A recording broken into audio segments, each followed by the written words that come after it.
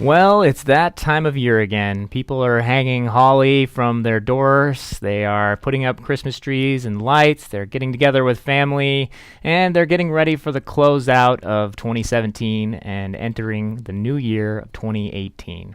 We thought this might be a good time to just take a moment and reflect a little bit and try to predict what's going to happen as far as video and social video trends in 2018. And we have none better to talk to us about this than Mr. Michael Stelzner from the Social Media Examiner on the show, who really traffics in these in this expertise. It's one of his areas. So I'm very excited to dive into the 2018 social trends, social video trends, and talk to Michael about that, as well as what he's getting up to over at the Social Media Examiner and the social media marketing world, and some of the things he's doing to really tap into those trends. So I think that this should be a great show. If you're at all curious about marketing or where video is headed and where it could possibly take us and go in the next year, this is the show for you. Welcome to another episode of Wirecast Live. I will see you after the credits.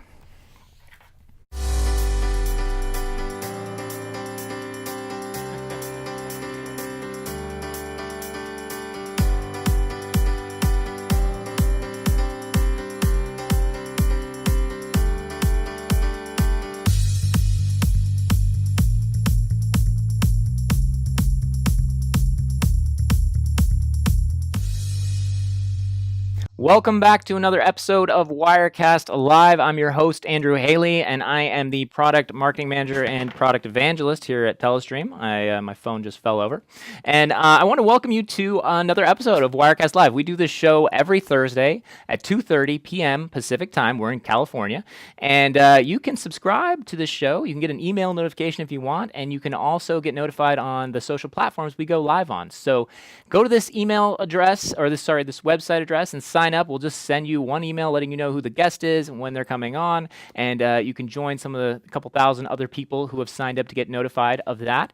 And then if you just don't want to, if you're not an email person, you can always subscribe for the live notifications on either Facebook, YouTube, or Twitter. We go live on all three of those platforms every week at this time. This is a great place to get the latest information on video, live streaming, live video production. We always bring on experts and guests every week that talk about things that we don't necessarily know about ourselves or are some way related to live video or video production. So there's been a ton of great episodes. I can't believe we're already over 60 episodes since we started this, and there's just a huge library of great shows. You can go back through, you can go to YouTube, check out all the past guests we've had some really great shows and tons of information if you're interested in this stuff. And we try to keep it interesting and diverse.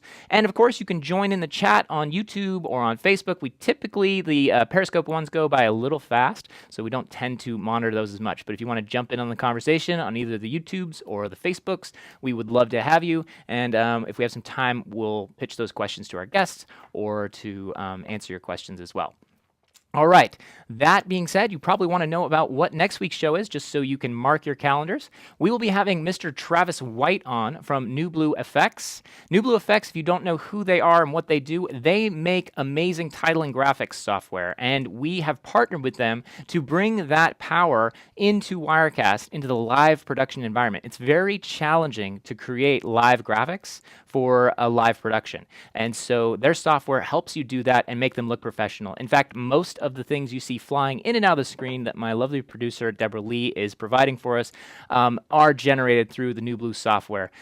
We like to use Wirecast and the NewBlue software to produce the show because that's kind of what we do here. So check it out. Join us if you're at all curious on live graphics production. Travis is the guy. He's been on this show, I think, in the past, and we've even had a webinar with him or two. But things have changed. They've updated a lot of their software, and there's a lot of new stuff to talk about, so I think you'll really like that. It should be a very valuable show, particularly if you're looking to up the game of your live productions in Wirecast or on your platforms. And then we will be off for the holidays, so I hope to see you guys next week for that show, and that should be all the announcements I have.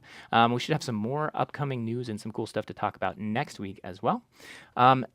Then I think we should just get right into it. We should bring on our guest for today. We have a very special guest. He is an author, he is a speaker, he is the CEO and founder of a company called the Social Media Examiner, which is an extremely influential and well-known market and marketing analyst firm and research company. They provide they provide a yearly report that a lot of people in my industry and marketers in general look at and watch carefully. They have a weekly podcast, a weekly show that they talk about the latest news. They have a whole team looking out there and looking at the social media trends and the social media and marketing worlds and giving people the latest information. So I highly recommend tuning into what they're up to if you are looking to get better or smarter or stay on top of marketing, trends and things that you're going to do, that you'll need to make your business even better.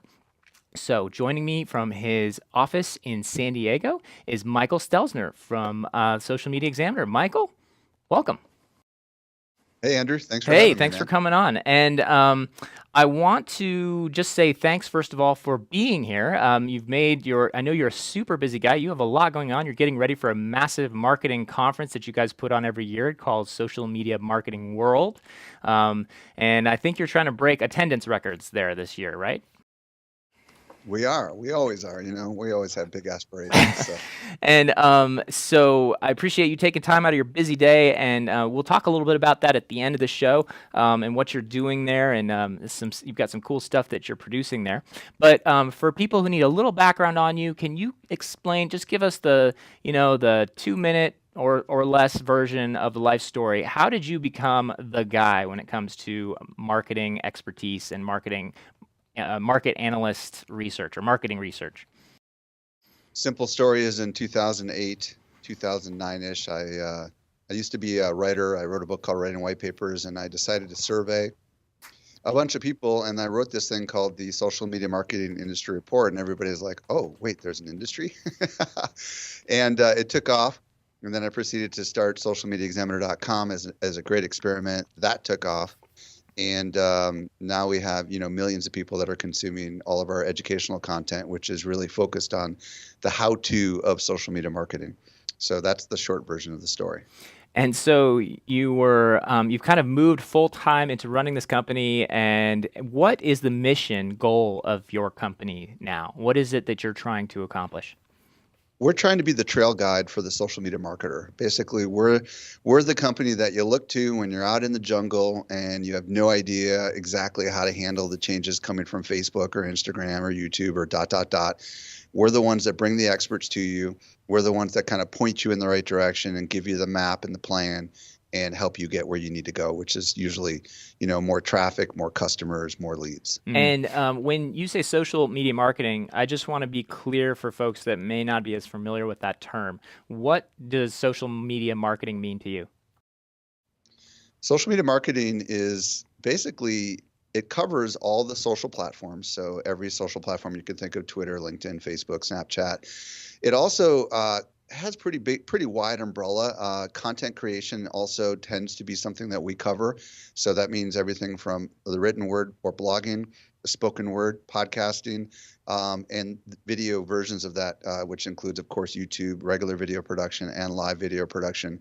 Because today's marketer has to do all those things. Like if you think of Facebook or any social network, they all tap into the content side of things from a marketing perspective, and they also have ad sides of things. And we cover that entire Rubicon, if you will. Now, and I want to kind of set this up as we get into the top social video trends of 2018, and we kind of talk about some of the things you're seeing and your team is seeing.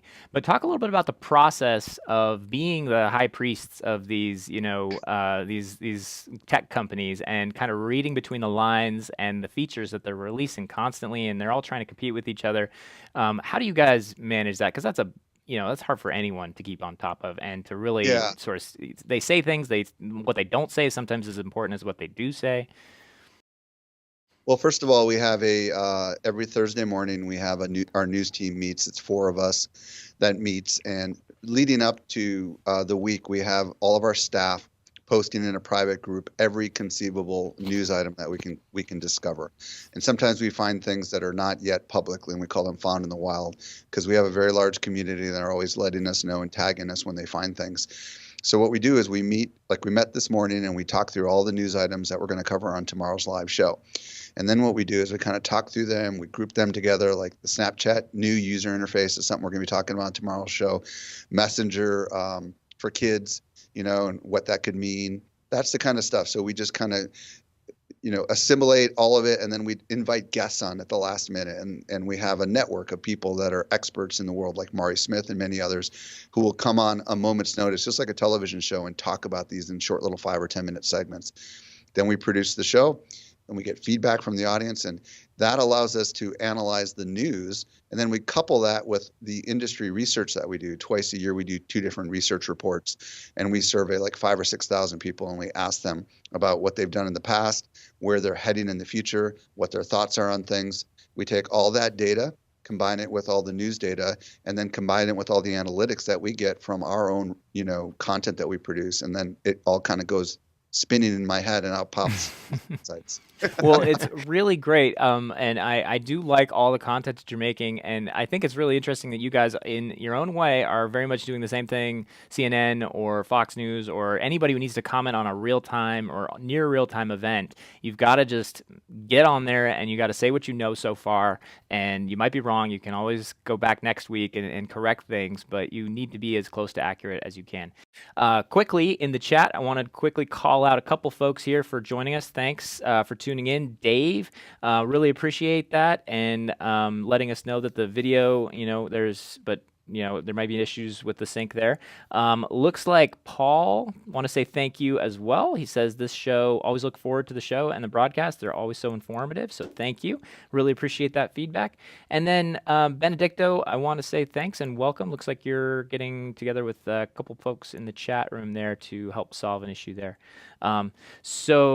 Anyway, Michael, let's get back to your team, and let's talk about social video trends, because we could take this everywhere. There's so much to talk about. This is way too big for one show, but let's focus it in on video in particular. You've obviously had it on your radar, ever since you got into this game, and we've both seen a lot of changes. But some of the things that are coming up in 2018, and based on what you've seen this year, I'd love to get your thoughts on some of these trends. We kind of identified a few, and you brought some up that I think would be great to talk about. So if you're ready, we can get into this. Let's do it. So this is our fancy slide deck that I whipped together here just a little while ago. And I'm going to start with the title slide here. I'm going to put up the social video trends of 2018, top social video trends. So the first one, number 1, blah, blah, blah, blah, blah. Facebook Watch and the rise of original content. So I don't think anyone who's been a Netflix subscriber or an Amazon subscriber, nobody has missed the fact that everyone's producing their own shows, right? You're not just getting everything from, the big TV broadcasters anymore. But it seems like social media platforms like Facebook, Periscope, Twitter are trying to get in on the action. Can you talk a little bit about Facebook Watch and what you see is going on here? First of all, YouTube has been the predominant 800-pound gorilla in the industry for a very long time. It's the place people go to watch long-form content, and it is really the number 2 search engine, obviously, in the world, behind, of course, Google themselves. So Facebook has been saying for a long time, we want to dominate the world. We want to be the Hotel California, where you can come anytime you like, but you can never leave. And as part of that strategy, they have rolled out a very early stage Facebook Watch. And one of the higher profile people they partnered with was Mike Rowe, formerly of Dirty Jobs, which I think was on the Discovery Channel. And what they're doing is they're investing. I think they made an announcement that they're investing $100 million in original content. And the first phase of what they're doing is basically creating content that they are producing themselves, meaning they are actually hiring professionals to film content exclusively on Facebook, episodic content that you can subscribe to. They also announced that they will be rolling this out to all pages in 2018, Andrew. So here's what this means. Well, basically, this is like stage 0001 of probably a 100-year plan that Facebook has to dominate the world with video content. And the fact that they're investing, I think, upwards of, if I'm not mistaken, it might be like $200,000 per episode to create original content, or some crazy number like that, which is basically on par with traditional television. So what they're doing is they're luring a lot of creators from YouTube to come over to Facebook, and it's happening. A lot of these people are getting paid a lot more money. They're getting budgets, they're getting crews, and then eventually we're going to see revenue share. Facebook just announced last week, I believe, that they're going to do what's called pre-roll ads on the front of Facebook Watch, and this is important for marketers. This means that these ads are going to show up literally in the front of these shows. Unskippable ads like what you see on YouTube. Now, the bigger picture here, Andrew, is what's happening with some of the other social networks. LinkedIn's CEO, Wiener, announced that he's interested in getting into original programming on LinkedIn, and he's hinted that something along the lines of Shark Tank. And as you know, LinkedIn is owned by Microsoft, and Microsoft also owns Skype. And LinkedIn has recently started rolling out a bunch of video options. So we anticipate that we're going to see original programming coming to LinkedIn in 2018. In addition, Apple is committed to making $1 billion investment in original programming. Planet of the Apps is one of their big experiments. Gary Vaynerchuk was part of that with, I think, Gwyneth Paltrow. And then, of course, we've got Twitter working with a lot of sporting events, like, for example, Wimbledon, and I think some Major League Baseball stuff, and maybe even Thursday Night Football through the live component. So what we're seeing here, and then, also you've got Snapchat, right, doing short form content, working with traditional media. So we've got this crazy, and it's all original content. So we've got this crazy waking up, if you will, by the social networks that we do not own the living room, and the living room is now leaving the living room. It's now become mobile. So if there's a way that they can begin to train up the next generation that they get their content using App X, and it's not going to be Netflix forever, right? And it's not going to be Hulu forever, and it's not going to be cable and satellite. It's going to be Facebook. I believe that if Facebook wanted to, they could probably just flat out go buy Netflix if they really wanted to. They could buy Disney if they wanted to. You know, Apple could do the same. So I think what we're seeing right now is actually this rush. And I've got friends who work in Hollywood, and they are telling me that traditional television is dead, and everyone is coming now to this original programming coming on these platforms. So it's fascinating. Yeah, it really is interesting. And what you mentioned about the living room is left the living room and is now on your mobile phone. And now there's this land rush to be the place, the app X, like you said, that's a one-stop shop. It is the solution for all of your content, all your social networking needs, and your friends, and hanging out. And you can do it all virtually, remotely, and still get. And there's no reason to leave because you've got. You know, that Hotel California metaphor was actually quite apt. So it sounds like. All these companies are based out of no, that's actually, that's quite a good point. So very interesting stuff.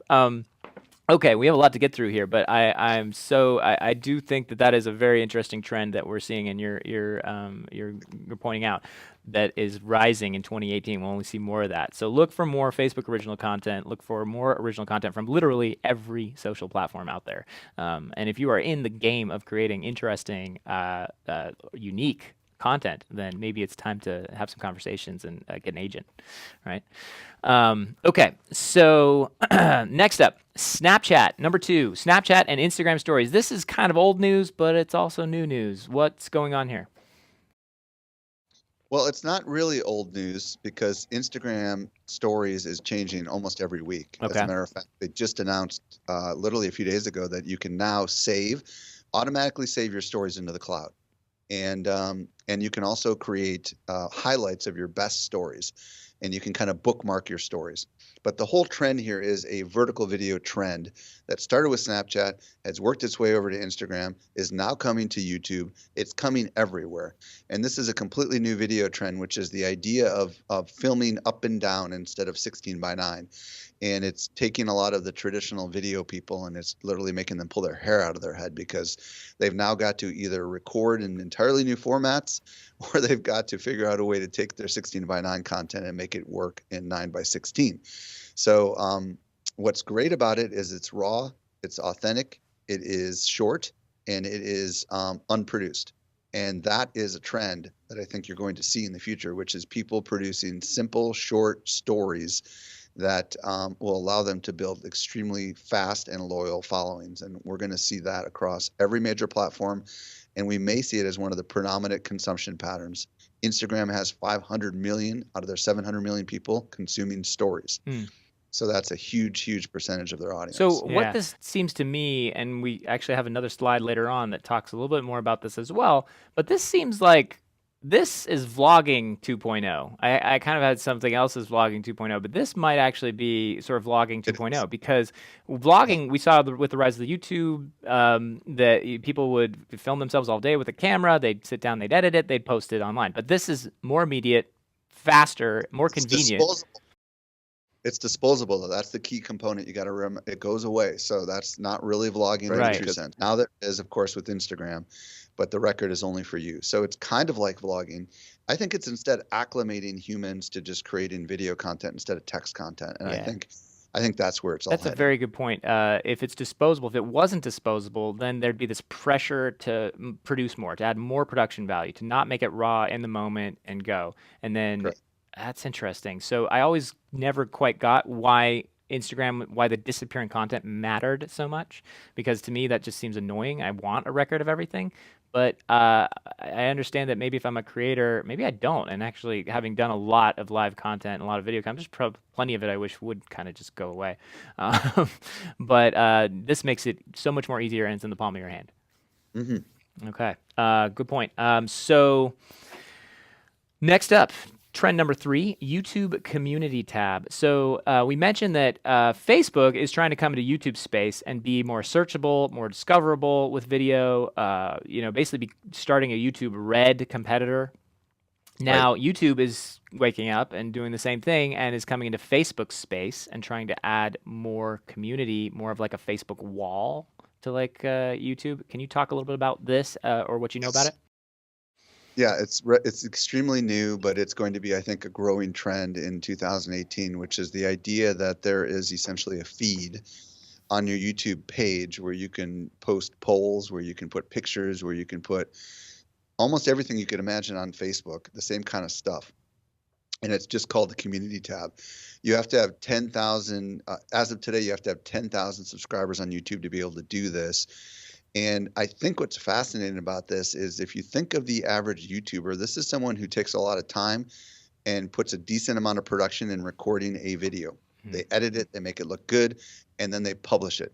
The community tab is meant to be the alternative to that, right? Which is the quick pictures and the simple chats with the community and the more raw stuff, because there is no such thing. There really is nothing that does well on YouTube that's got a low production value. It's actually the opposite. YouTube is really more like television. So this is bringing more of that raw, authentic experience that you get with stories and that you get with other platforms like Facebook and bringing it over to YouTube. Now, the marketing community is going to be able to embrace this very, very nicely, but the YouTube community is not going to know how to handle this in the beginning, because YouTubers are the many that I've met tend to be extremely introverted. They perform when they're on camera, but they're not used to sharing all the private details about their life like social media marketers are, which are very transparent and open.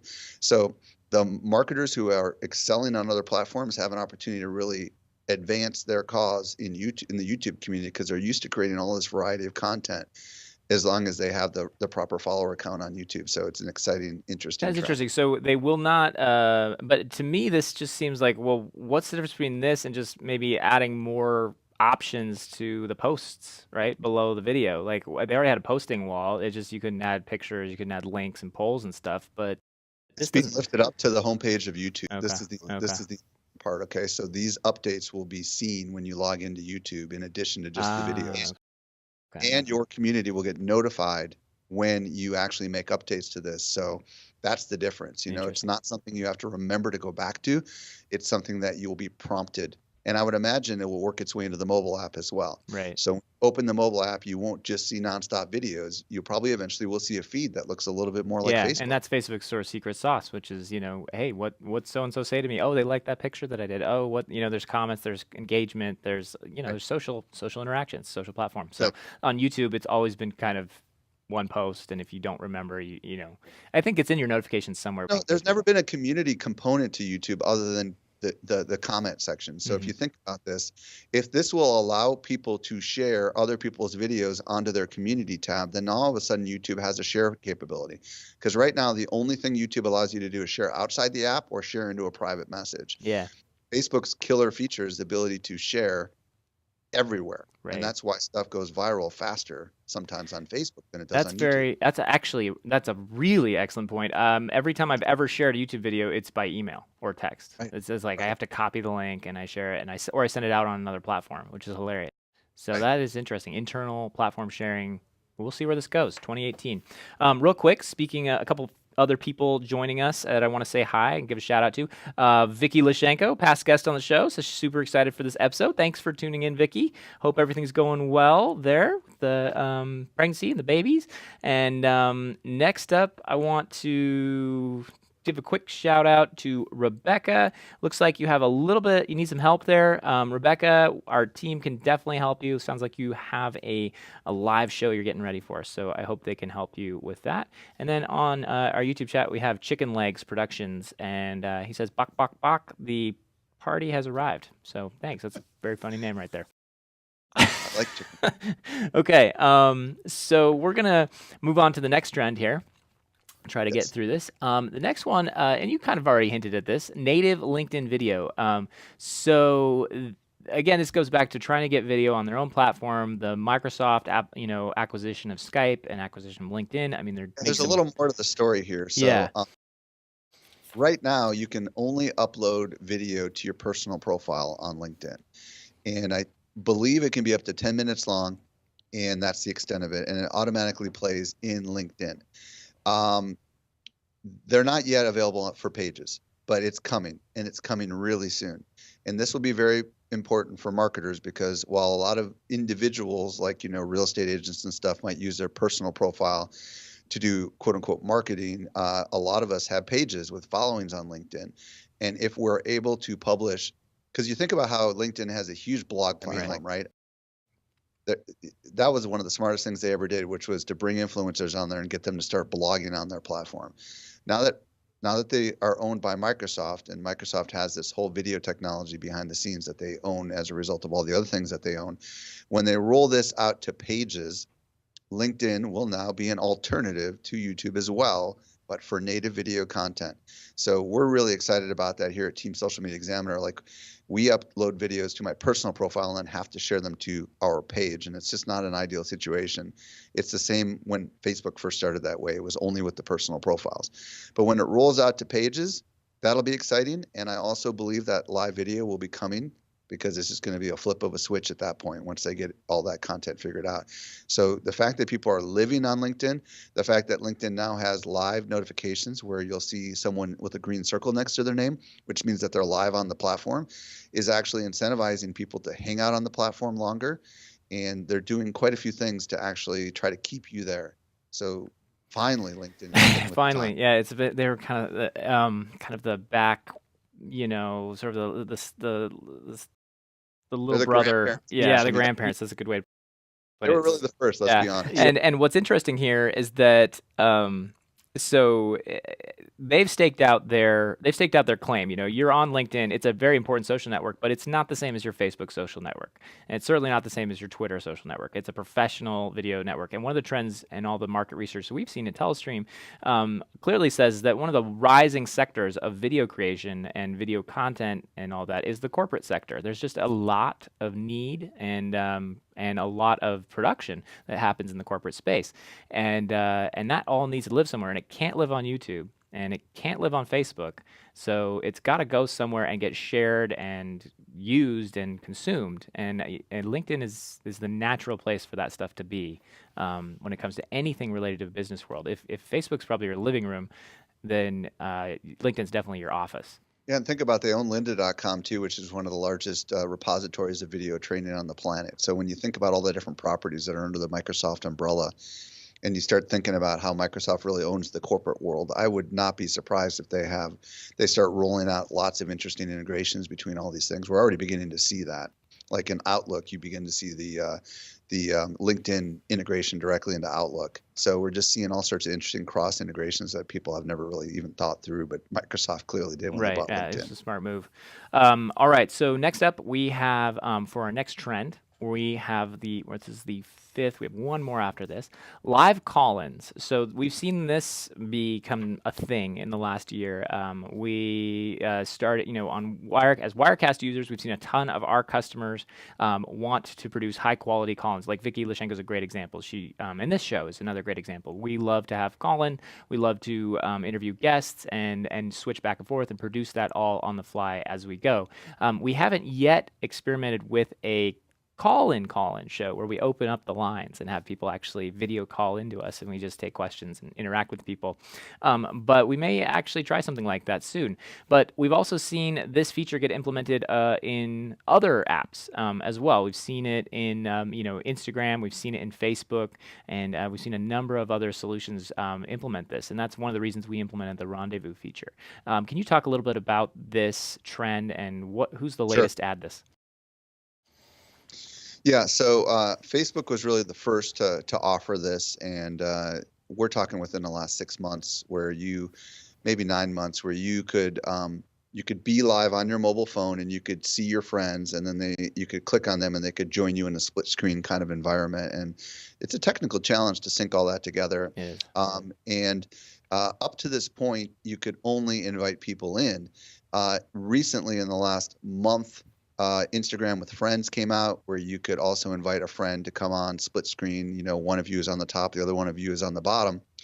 But in the last week or two, they've introduced call-in capabilities, and this is really quite exciting because I don't even think this is yet available on Facebook. What that means is that Instagram now has a call queue. So what you can do with the mobile app on Instagram Live is you can literally see the people that are calling in, and you can scroll through them while you're live, and then you can pick one and they'll come on live, and then you can dismiss them and you can pick the next one and bring them on live. It's essentially like a call-in show. And what's exciting about this from a live perspective is this is a lot like radio, don't you think? Yeah. Like, just have a fun contest and just do a Q&A, or you can do all sorts of stuff. There's really no limit to what you can do with from the community engagement side of things, and that's what's exciting. Yeah, and it's going to be interesting. Can all of that go directly into like a stories post or into? It does. Yeah. Okay. It all curates into a stories post. It's available for 24 hours. Now you can archive stories, so you can, and they're saved in the cloud instead of on your phone. So yeah, it's a pretty killer feature, and they're taking care. Facebook, who owns Instagram, is taking care of all the logistical backside of the thing, and they know that you're remote when you do it, and somehow they're able to sync it all together. I don't know how they do it, but we've been able to do it, here with our team, and we love it. It's pretty cool. Awesome. Okay, so we've mentioned Facebook a lot. We've mentioned YouTube a lot. We've mentioned Instagram, but and Microsoft. We haven't talked much about Twitter and Periscope. Let's bring them in a little bit in relation to these trends that we've mentioned. Where are they at, and what's their strategy here? Well, there hasn't been a lot of news coming out of Twitter when it comes to, except for expanding to 240 characters, which is the big hoopla a couple weeks ago. Where they're doubling the character count. They just recently did roll out their super broadcaster capability, I think this week, for multiple countries around the world. And that's a way where you can purchase tokens, and basically when someone's live on Periscope, you can give gifts. It's essentially a gifting platform, and these gifts show up, and then depending on how much, how many of these gifts you give, your comment shows up at the top, and there's a rev share with the actual broadcasters, but you have to, it's one of those programs that's kind of like super convoluted. I mean, to be honest, it's not super intuitive. So we have not seen much innovation at all from Twitter on the video side, frankly, in almost a year. So nearly all the innovation has been on the tech side of things, with them just expanding or removing things from the character count. Okay, so as far as you know, not a lot of news as far as video trends or video social trends, besides them maybe trying to air some original content. I have a prediction. I think Periscope will roll into Twitter, and they're just going to call it Twitter Live. I bet I've been saying that for over a year, and they haven't done it. Joel Comm, same thing. I think he came on here. And I'm did the the one same that thing gave with him me. that original idea, by the way. Yeah, that's good marketer right there. Okay, so number 6, short form serial documentaries, and this is what I was calling Vlog 2.0. Right. And so let's talk a little bit about this because you're actually actively producing one of these, and I'll get Yes. into that in a second. But let's first explain what is a short form serial documentary. What does it do for you, and why is this? Do you think this is a trending thing? Well, if you think about traditional television and you think about a documentary that maybe is typically just one show for an hour-long documentary or a 2-hour-long documentary, the difference between short form documentaries, which are episodic, and what you see on TV is they're maybe like 5 to 10 minutes max, and the story goes on every single week. So this is kind of what we're seeing with Facebook Watch, which is more of a ongoing short form video. But what and frankly, this is just the easiest way to describe what we're doing, which is um, the idea of creating content that shows behind the scenes of how your business operates or how you do what you do, but that has a story arc that goes over many different episodes. That's the difference here, right? So normally we think of video production as having a beginning, a middle, and an end, but these short form documentaries actually have an ongoing story, and they're recorded every week, and you never know where the story is going, and not even the people that are producing it know exactly where the story is going. Right. The best way to give you an analogy would be like the Startup podcast, if you ever listened to that when it first came out, Yeah, no, it's fantastic. except it's done in Right. video. Yeah, so okay, so let's talk about yours because you know what you're talking about. You're doing one of these right now. You're calling it The Right. Journey. And if you Right. folks, if you want to actually, I can post a link or you can just Journey.show will get you over to the YouTube. journey.show. Okay. Yeah, So, Facebook has a much larger following, but yeah, Journey.show will get you over to the YouTube. And basically, all we're doing is I've got a cameraman with me, a lot. And basically, we just film the crazy, unusual things that we're doing here in the company. But we started it basically with an impossible mission, just like any good story, right? Which is a business owner who's trying to grow his product 62% year over year. And the struggles and the triumphs and all the stuff that happens is all recorded. And what we do is we film and then we edit and then we produce the sucker every single Friday. mhm. And it's a crazy, crazy undertaking, but it's been a really, really powerful way for us to connect with our community in a way that they've never seen before, because they get to see the quirky nature of this t-shirt and flip-flop CEO. It's kind of like The Profit or Shark Tank a little bit, except Mhm. it's going every single week, and you don't exactly know where the story is going, and we don't even know totally where the story is going to end up because we're literally, producing and filming. There's like a 3-week gap between production and Oh, and is there? publication. Okay, I was wondering about that. So I'm actually going to I have it on my desktop here in my browser. It's on. You can find it at Social Media Examiner as well. You also post a blog, article, and the episode every time you come out with a new one. The first episode here is called "Just Ship It: The Journey," episode 1, and you guys can check it out there. And I'll just play briefly, kind of skip around here. But it's cool. It's definitely it shows your office. You got this sweet sort of opening cut sequence, which is great. It's not too long. It's a little bit like Survivor, because I've got confessionals. There's meetings. We do a heck of a lot of editing. There's my videographer, Mitch. Yep.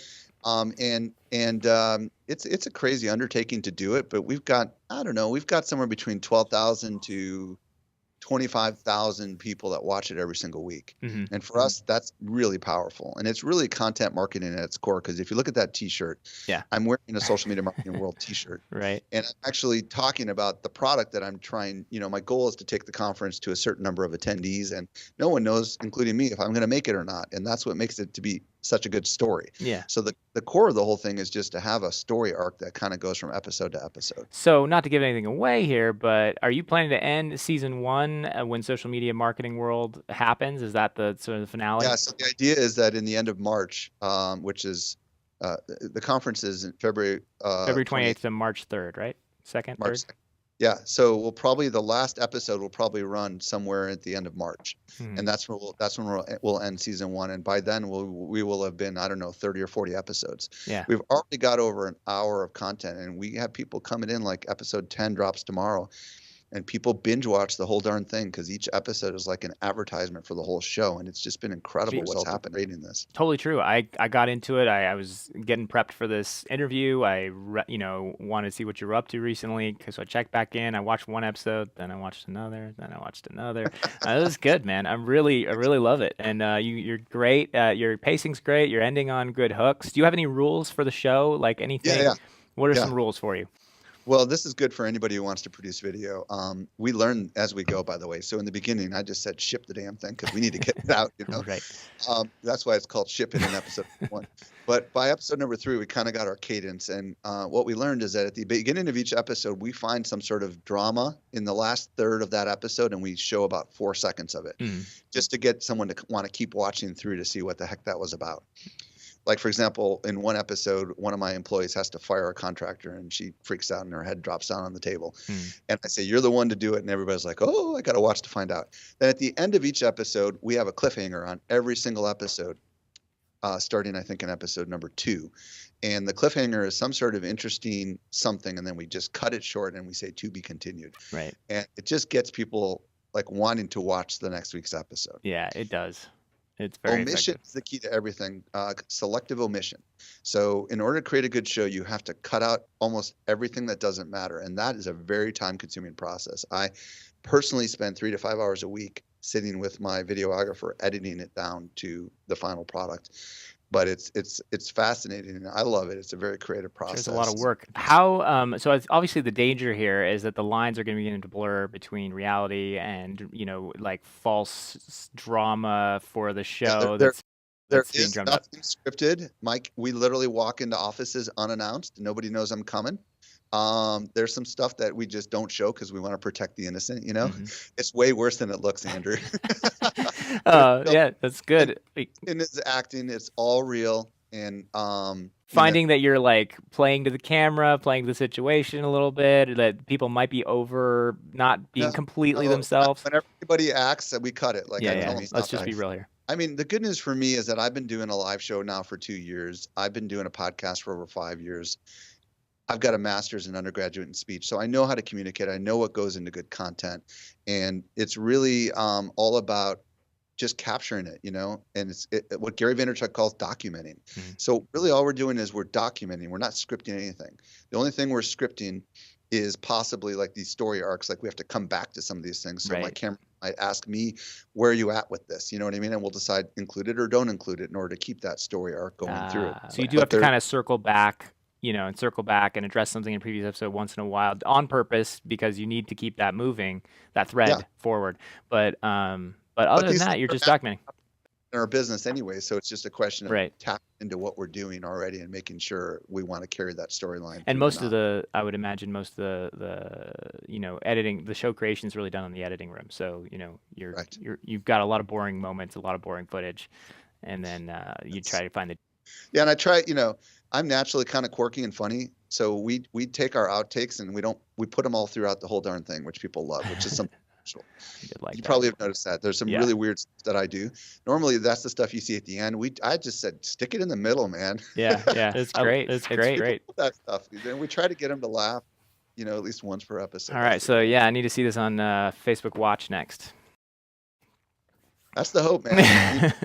Maybe we could end up sewing the whole thing together and coming out with a movie on this thing. I don't know what's going to happen, but for now, it's a fun project, and a lot of people are following. Well, I think it's a great idea. I think it's a perfect place to end here for our show. And Michael, where can people get more information about you and the journey, and get ready for Social Media Marketing World if they want to go to that? Sure.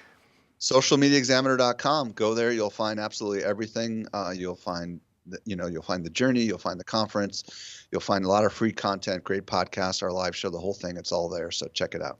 Awesome. Well, thank you so much for your time today, Mike. I really appreciate it. And I can't wait to have you on the show again. And I can't wait to see how the journey ends. And maybe I'll see you down at Social Media Marketing World as well. Good luck with that. I hope you hit all the goals you have for that show. I think it's going to be a lot of fun, that whole conference.